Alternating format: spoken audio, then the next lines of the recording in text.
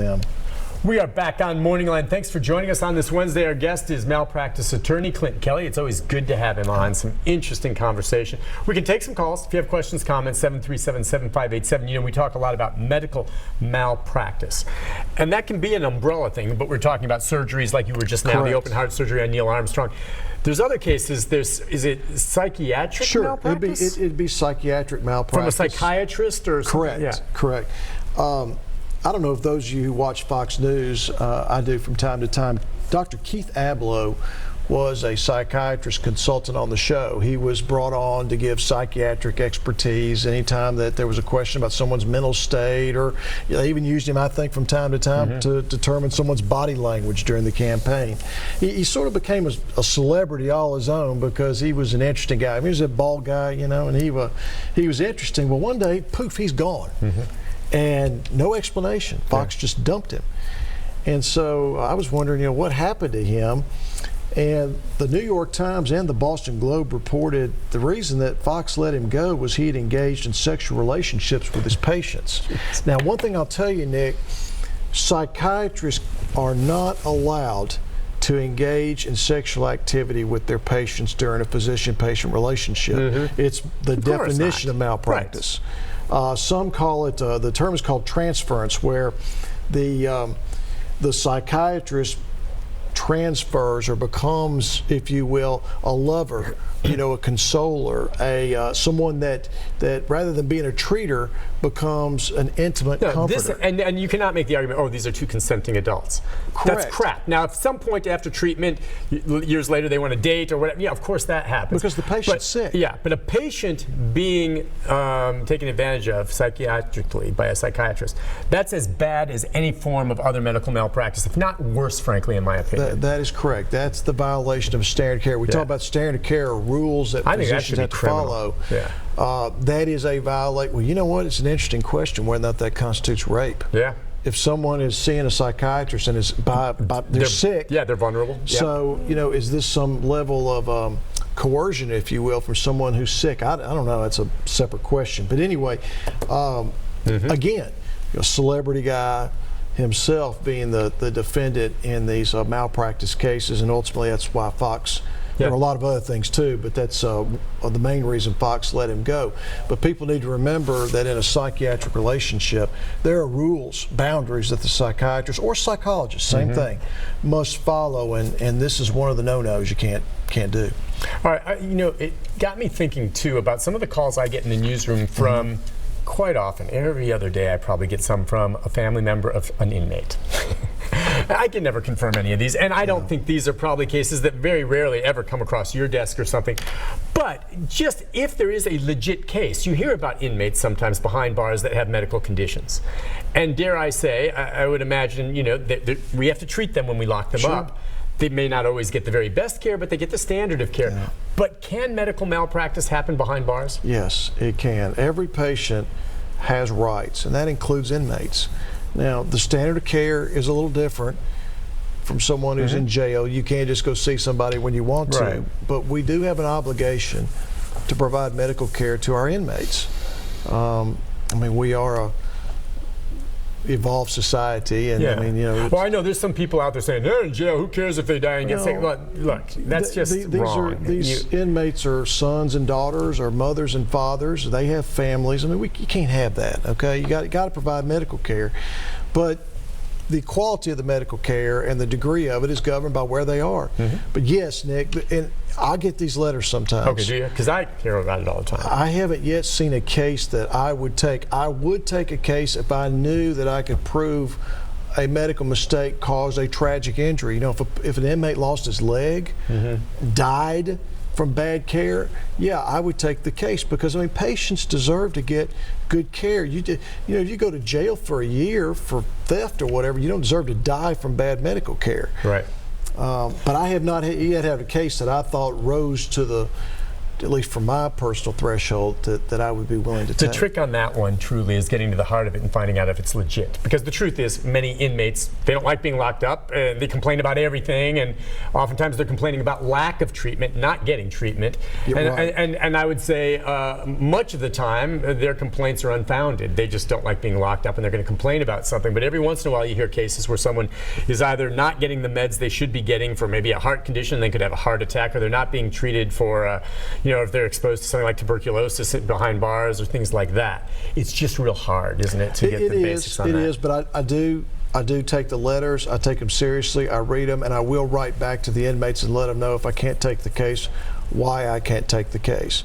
But you know what, Nick? One of these days, I just kind of know it. One of these days during my career, I'm going to get one. There's just too much going on in the prisons. One of these days, and particularly if a family member calls me and says this is what happened, and they can prove it. I don't know if you heard not too long ago, Sumner County just settled a case where an inmate hung himself. Oh, they did settle. Okay, yeah, that happens. Yeah. Now they settled it because there was an issue of them not being properly supervised. Obviously, correct. Right? Correct. I mean, when an inmate commits suicide, were they on suicide watch? Was the reason to believe this person could be a harm to themselves? My understanding, yes. And again, these poor jails and prisons are so understaffed or not paid. Some of these inmates get suicidal. Do you have cells to be able to watch them 24/7? That's hard. Have you been following the Epstein case? Well, what about it? Yeah, sure. How could you not? Hung himself in the New York jail. Oh, you mean his death? Of course. His death. We don't grieve his death, obviously, but the fact is that this guy was on suicide watch.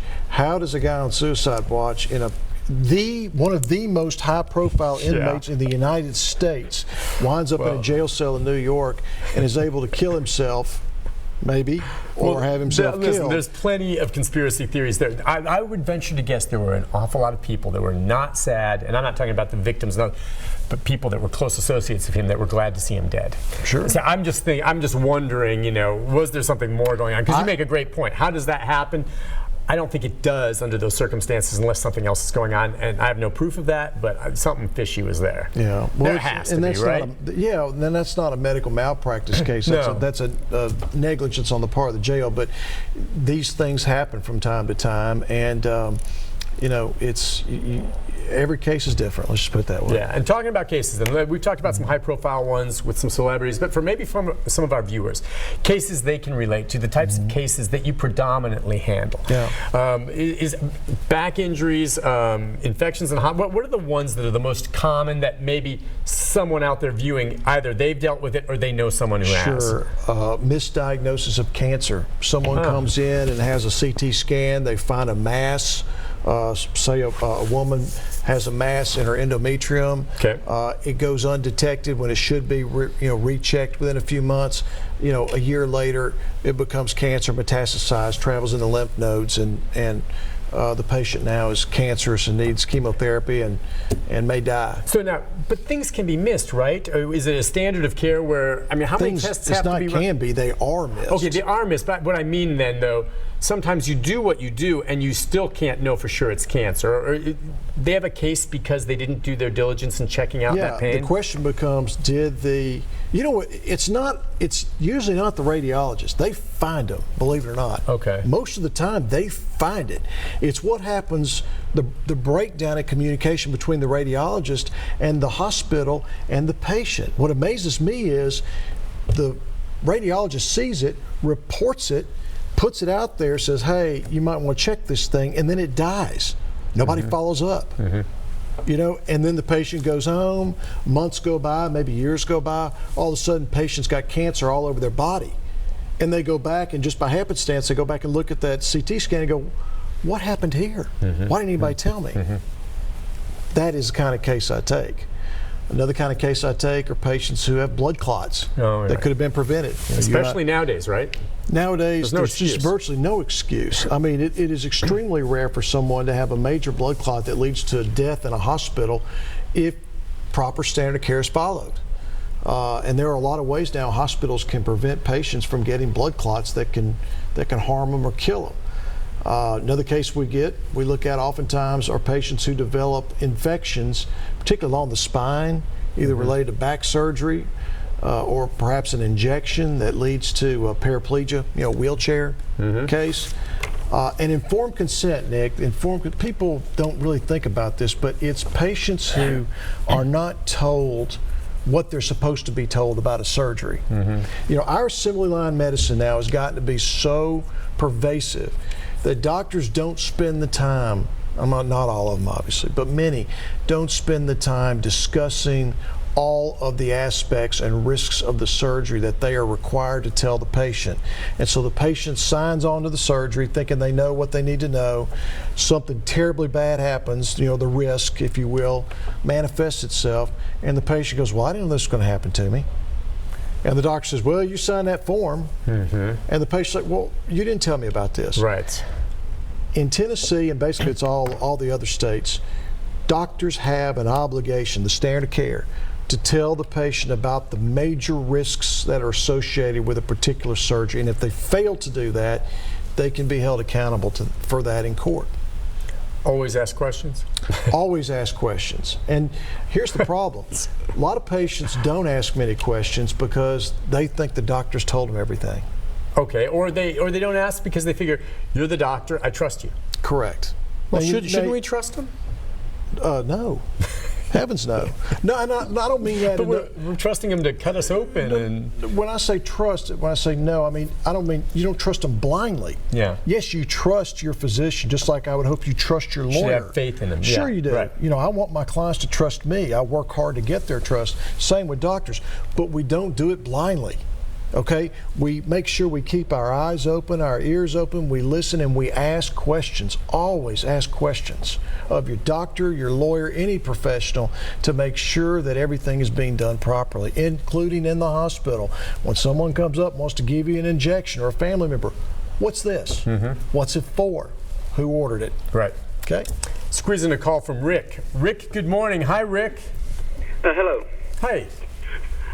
My question is, it's kind of odd that y'all are talking about this time, but at any rate, I was diagnosed with stage 4 head and neck cancer at Vanderbilt, with late stage 4 actually, with basically 6 months to live if I didn't go through the doctor's protocol.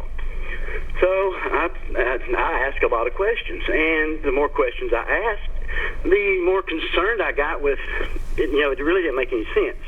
You know, chemotherapy, radiation, dissect protocol made no sense to me. But, you know, they're doctors. They're smarter than me. So, but I still decided not to do it. So I came home basically to either die or figure it out. And as I went through the process of figuring things out, it became very, very, almost like it was scary, you know, whether it was through amygdalin, lateral, or, basically I did a trial study, of my own. Okay. And I've been trying to get this message out to somebody who will listen, because in my mind, clearly cancer, the whole thing is being treated wrong. It's, well, let me ask you this. So you said you treated yourself with laetrile? Laetrile. That's from apricot pits.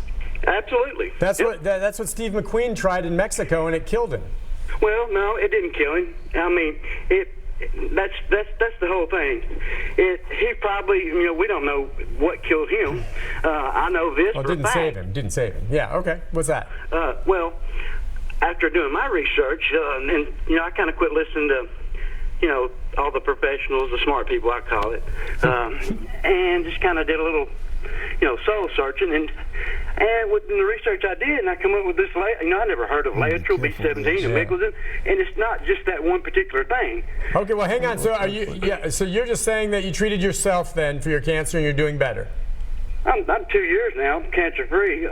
Okay. Could that have been, and I don't want to go there, whatever he did, if it worked for him, I'm guessing it was a misdiagnosis. Maybe he didn't really have cancer. I had a little trouble following that. I didn't even know about the Steve McQueen. You knew about that. I don't know. I'm very leery about people treating themselves for cancer. Let me tell you what I don't want people to come away from on this show is to somehow think or suggest that I or you don't trust the medical profession to perform their job. Right. Quite the contrary. I trust the medical profession, and believe in the medical profession and the science that underlies it. And when your doctor gives you suggestions or a treatment plan, it would be my suggestion you follow it. Yeah. With unless there is a major reason that scares you or something, or get a second opinion. But don't want anybody to come away from the show thinking that I suggest or believe that people ought to be treating themselves because they don't trust their doctors. We've never said that. That's a bad spot to be We in. address it when it comes down. Now, I understand some people, maybe if they're given a death sentence and nothing else has worked, they'll try anything. I would try anything. But the first thing I'm going to do is listen to the doctors who are trained to hopefully heal me. That's what they're for. Yeah. All right. Listen, we have to take a break on that note. When we come back, more of your phone calls right after this.